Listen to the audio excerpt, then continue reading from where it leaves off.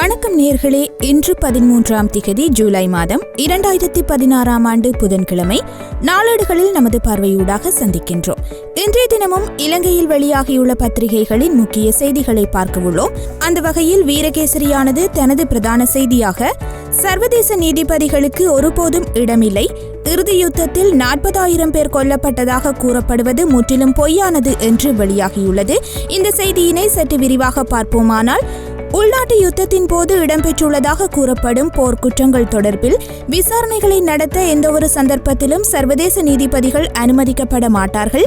ஜனாதிபதி மற்றும் பிரதமர் ஆகியோரின் இறுதி நிலைப்பாடும் அதுவேயாகும். அந்த தீர்மானத்திற்கு அப்பால் எவரும் எந்த கருத்துக்களையும் முன்வைத்தாலும் அது அரசாங்கத்தின் நிலைப்பாடாக அமையாது என்று அமைச்சர் மஹிந்த சமரசிங்க தெரிவித்துள்ளதாக இந்த செய்தி வெளியாகியுள்ளது. வீரகேசரியின் இன்னுமொரு செய்தியாக, கோட்டாவுக்கு பாதுகாப்பு அளித்த 25 ராணுவ வீரர்கள் நீக்கம் என்ற செய்தி பிரசுரிக்கப்பட்டுள்ளது. முன்னாள் பாதுகாப்பு செயலாளர் கோட்டாபாய ராஜபக்சவுக்கு வழங்கப்பட்டிருந்த ராணுவ பாதுகாப்பில் மாற்றங்கள் ஏற்படுத்தப்பட்டுள்ளன. 55 பேர் கொண்ட அவரது முழுமையான ராணுவ பாதுகாப்பில் 25 பேர் நேற்றைய தினம் உடன் அமுலுக்கு வரும் வகையில் நீக்கப்பட்டுள்ளதாக இந்த செய்தி தொடர்ந்து செல்கின்றது. அடுத்து வீரகேசரியின் மலையக செய்திகள் பக்கத்தில் 2017 டிசம்பர் இறுதிக்குள் ப்ரூட்ஹில் கிராமத்தில் ரோயல் கல்லூரி என்ற செய்தி பிரசுரிக்கப்பட்டுள்ளது. 2017ஆம் ஆண்டு டிசம்பர் இறுதிக்குள் மூவின மாணவர்களும் கல்வி பயிலக்கூடிய வகையில் சகல வசதிகளையும் கொண்ட ரோயல் கல்லூரி ஹட்டன் ப்ரூட்ஹில் கிராமத்தில் அமைக்கப்படும் என தொழிலாளர் தேசிய சங்கத்தின் தலைவரும் மலைநாட்டு புதிய கிராமங்கள் உட்கட்டமைப்பு மற்றும் சமூக அபிவிருத்தி அமைச்சருமான தீகாம்பரம் தெரிவித்துள்ளதாக இந்த செய்தி பிரசுரிக்கப்பட்டுள்ளது.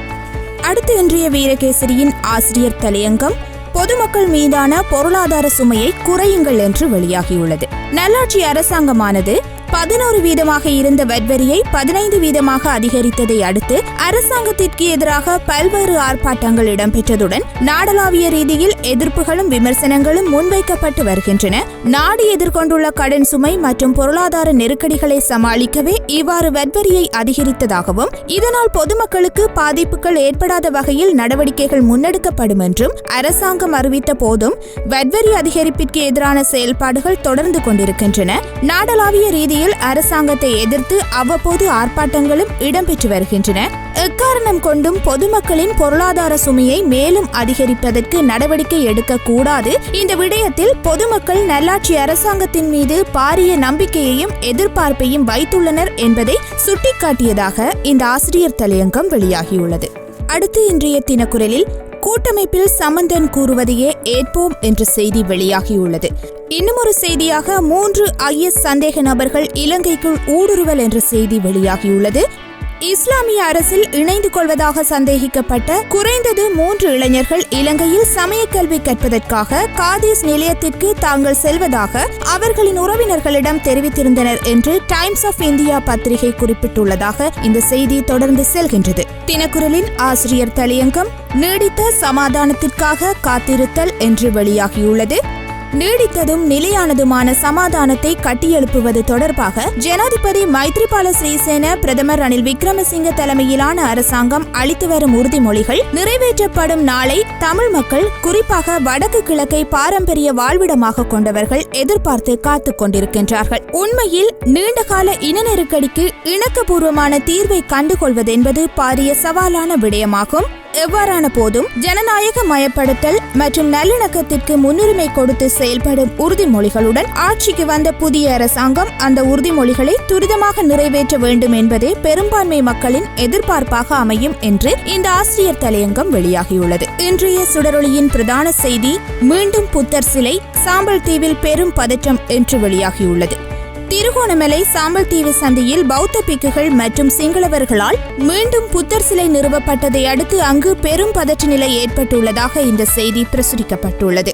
வடக்கு மாகாண மீனவர்களின் வாழ்வாதாரத்தை அளிக்காதே, மாகாண சபைக்கு முன்னால் நேற்று மாபெரும் ஆர்ப்பாட்டம் என்ற செய்தியும் இன்றைய சுடரொளியின் முதல் பக்கத்தில் புகைப்படத்துடன் பிரசுரிக்கப்பட்டுள்ளது. சுடரொளியின் ஆசிரியர் தலையங்கம், மீனவர் பிரச்சனையில் இலங்கை விட்டுக் கொடுக்க கூடாது என்று வெளியாகியுள்ளது. இலங்கை இந்திய மீனவர்கள் பிரச்சனையில் வடக்கு பகுதி மீனவர்களின் நலன்களை கருத்தில் கொள்ளாது இலங்கை சில விட்டுக் கொடுப்புகளுடன் தயாராகி வருகின்றது என்று வெளியான செய்திகளால் வடபகுதி மீனவர்கள் கொதிப்படைந்துள்ளனர். யுத்தம் முடிவடைந்த 2009க்கு பின்னர் வடபகுதி மீனவர்கள் எதிர்நோக்கும் பிரதான பிரச்சினை இலங்கை கடற்பரப்பிற்குள் இந்திய மீனவர்களின் அத்துமீறலாகும். இதனால் வடபகுதி மீனவர்கள் மீள முடியாத பொருளாதார நெருக்கடிக்குள் முகம் கொடுத்து வருகின்றனர்.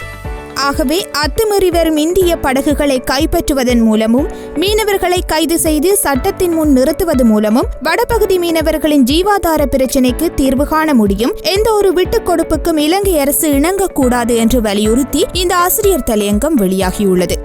அடுத்து இன்றைய உதயனில் பன்னாட்டு நீதிபதிகளின் பங்களிப்பை தெளிவாக சொல்கிறது ஐநா தீர்மானம், மங்களவின் கருத்தை மறுத்துரைக்கிறார் மனித உரிமைகள் சட்டத்தரணி என்ற செய்தி வெளியாகியுள்ளது. போர்க்குற்ற விசாரணையில் வெளிநாட்டு நீதிபதிகள் உள்ளடக்கப்பட வேண்டும் என்று ஐநா மனித உரிமைகள் சபை தீர்மானத்தில் தெளிவாக பரிந்துரைக்கப்பட்டது. தீர்மானத்தின் செயற்பாடு பந்தி 6 நேரடியாகவும் பந்தி 1 மறைமுகமாகவும் இது குறிப்பிடப்பட்டுள்ளது. ஜெனீவா தீர்மானத்தில் இந்த விடயம் குறிப்பிடப்படவில்லை என்று இலங்கை அரசு மறுப்பதானது தீர்மானத்தை ஒருதலைப்பட்சமாக மீறும் செயல்பாடாகும் என்று பன்னாட்டு சட்டங்களில் நிபுணத்துவம் பெற்ற மனித உரிமைகள் ஆர்வலர் சட்டத்தரணி நிரான் ஆங்கிட்ரல் தெரிவித்துள்ளதாக இந்த செய்தி வெளியாகியுள்ளது.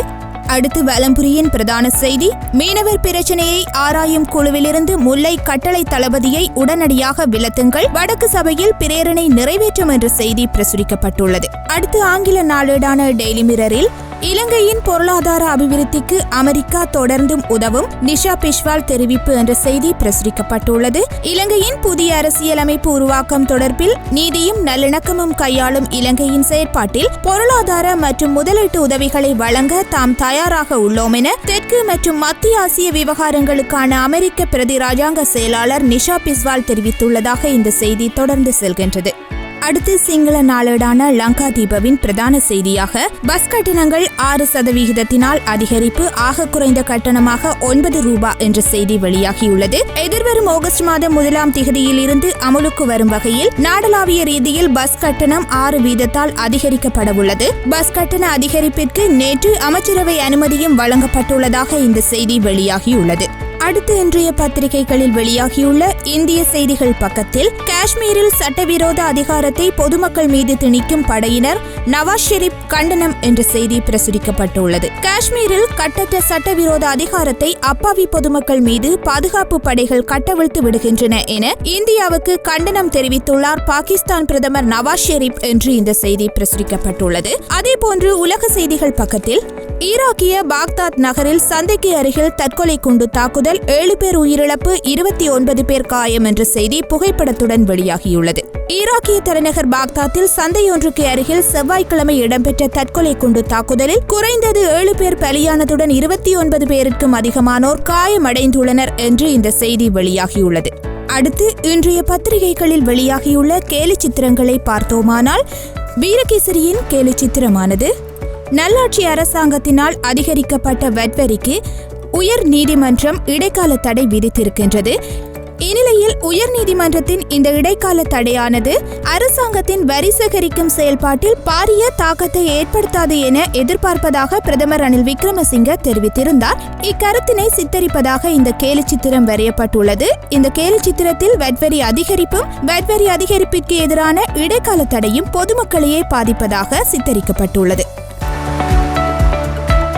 தினக்குரலின் கேலி சித்திரம், பிணைமுறி சர்ச்சை விவகாரத்தில் பதவி நீடிப்பு நீக்கப்பட்டுள்ள முன்னாள் மத்திய வங்கி ஆளுநர் அர்ஜுன மகேந்திரனுக்கு உயர் அமைச்சு பதவி வழங்குவதற்கு அரசு முன்வந்துள்ளதான கருத்துக்கள் வெளியாகியுள்ளன. அர்ஜுன மகேந்திரனின் பிணைமுறி சர்ச்சையில் பிரதமர் ரணில் விக்ரமசிங்கவிற்கும் தொடர்புகள் இருப்பதாக அண்மையில் விமர்சனங்கள் எழுந்து வந்த நிலையில் அர்ஜுன மகேந்திரனை வெளியில் விட்டால் தாமும் மாட்டிக்கொள்வோம் என்ற அச்சத்தில் ரணில் விக்ரமசிங்க உயர் அமைச்சு பதவி வழங்குவதற்கு முன்வருவது போன்று இந்த கேலி சித்திரம் வரையப்பட்டுள்ளது. இதுவரை இலங்கையிலிருந்து வெளியாகியுள்ள பத்திரிகைகள் மற்றும் பிராந்திய பத்திரிகைகளின் முக்கிய செய்திகளை பார்த்திருந்தோம். மீண்டும் ஒரு நாளேடுகளில் நமது பார்வையூடாக சந்திப்போம்.